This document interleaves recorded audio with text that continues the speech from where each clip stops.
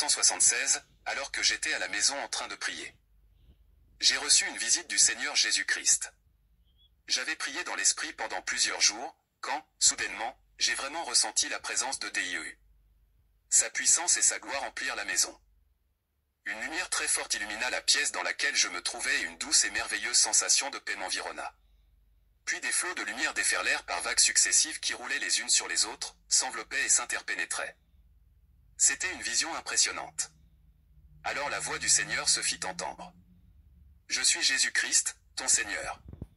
Je veux te donner une révélation afin de préparer les saints à mon retour et amener beaucoup de gens à la droiture. Les puissances des ténèbres sont une réalité. Et mes jugements sont véritables. Mon enfant, je vais t'emmener en enfer, par mon esprit, et je vais te montrer beaucoup de choses que je veux faire. Connaître au monde. Je vais t'apparaître plusieurs fois. Je vais faire sortir ton esprit de ton corps et je vais réellement t'emmener en enfer. Je veux que tu écrives un livre dans lequel tu diras ce que tu auras vu et toutes les choses que je vais te révéler. Toi et moi, ensemble, nous allons parcourir l'enfer. Tu feras un récit de ces choses qui étaient, qui sont, ou qui vont arriver. Mes paroles sont vraies et dignes de confiance. Je suis celui qui suis et nul n'est semblable à moi, Seigneur. M'écriai-je. Que veux-tu que je fasse? Mon être entier désirait crier à Jésus et lui dire toute ma reconnaissance pour sa présence. Je dois dire que ce qui était le plus merveilleux, c'était cet amour qui était tombé sur moi. L'amour le plus beau, le plus paisible. Plein de joie. Un amour puissant que je n'avais jamais encore ressenti. Des louanges envers Dieu commencèrent à se déverser de mon être. J'eus soudain le désir de lui donner ma vie tout entière, afin qu'il puisse l'utiliser pour sauver les gens de leurs péchés. Je sus par son esprit que c'était véritablement Jésus, le fil de Dieu qui se tenait là dans la pièce avec moi. Je ne trouve pas les mots pour exprimer cette divine présence. Mais je sais que c'était bien le Seigneur. Mon enfant, me dit Jésus.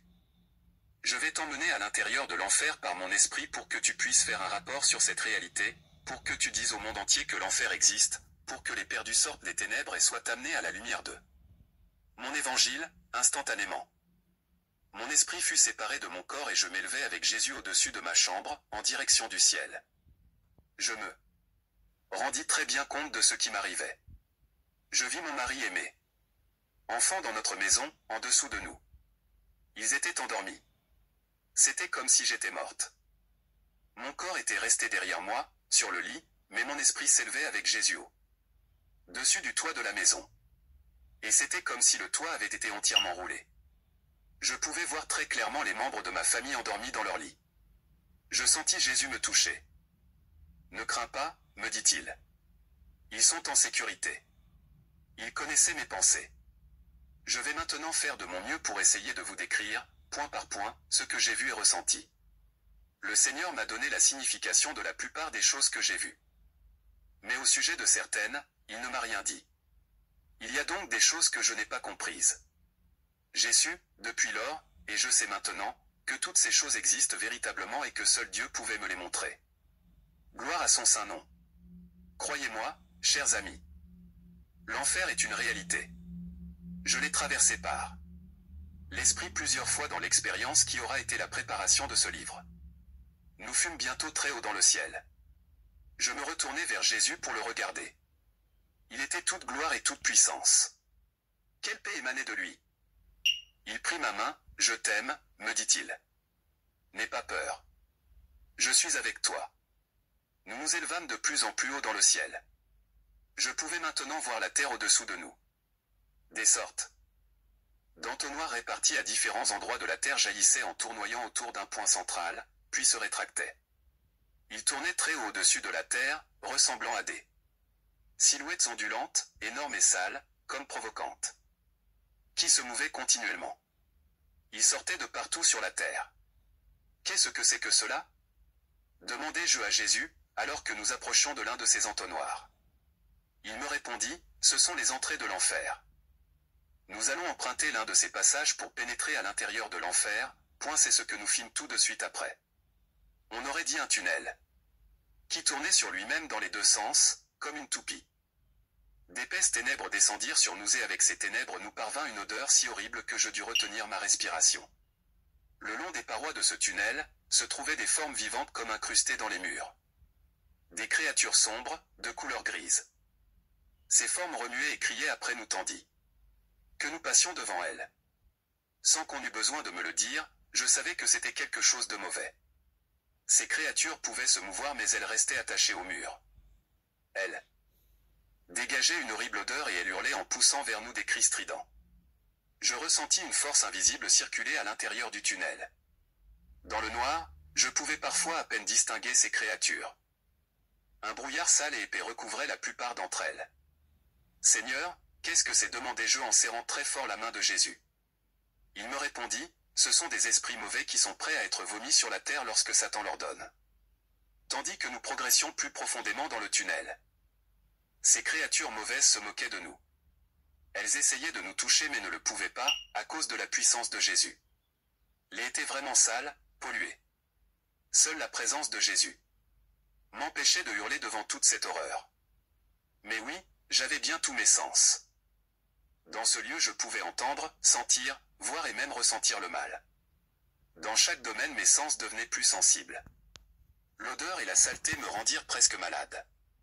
Des hurlements emplissaient l'atmosphère alors que nous approchions du fond. Des cris perçants montaient à notre rencontre dans le noir du tunnel.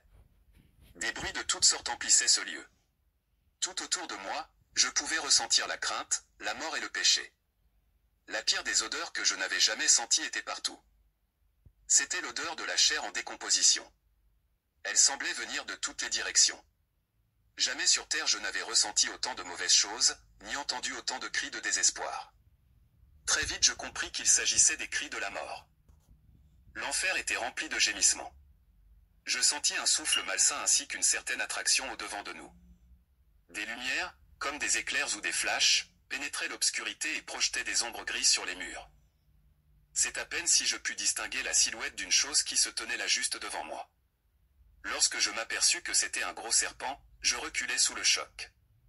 Il rampait devant nous. En observant mieux, je vis que de partout ondulaient des serpents particulièrement laids. « Nous allons bientôt entrer dans la jambe gauche de l'enfer, » me dit Jésus. « Devant toi, tu vas voir de grandes douleurs, de terribles peines, une indescriptible horreur. Serre-toi contre moi et je te donnerai force et protection pour traverser l'enfer. Les choses que tu vas voir serviront d'avertissement. Le livre que tu vas écrire sauvera beaucoup d'âmes de l'enfer. Ce que tu vois ici est bien réel. Mais ne crains pas, car je serai avec toi. » Enfin, le Seigneur Jésus et moi nous arrivâmes au fond du tunnel. Nous nous enfonçâmes alors à l'intérieur de l'enfer. Je vais faire de mon mieux pour vous décrire ce que j'ai vu, selon l'ordre que Dieu m'a donné. Devant nous, aussi loin qu'il m'était possible de voir, des objets volants fonçaient çà et là. Des gémissements et des plaintes emplissaient l'air. Plus loin, vers le haut, j'aperçus une faible lueur. Nous nous dirigeâmes vers elle. Le chemin était aride, couvert d'une poussière sale. Bientôt, nous arrivâmes à l'entrée d'un petit tunnel très sombre. Il y a des choses que je ne peux pas décrire, elles étaient trop épouvantables, et on ressent une peur paralysante en enfer. Je savais que si Jésus n'avait pas été avec moi, je n'en serais jamais revenu. Alors que j'écris ces lignes.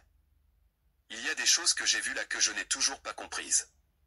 Mais le Seigneur sait toutes choses, et il m'a aidé à comprendre l'essentiel de ce que j'ai vu. Laissez-moi vous avertir. N'allez surtout pas dans ce lieu, c'est un endroit hideux de tourments.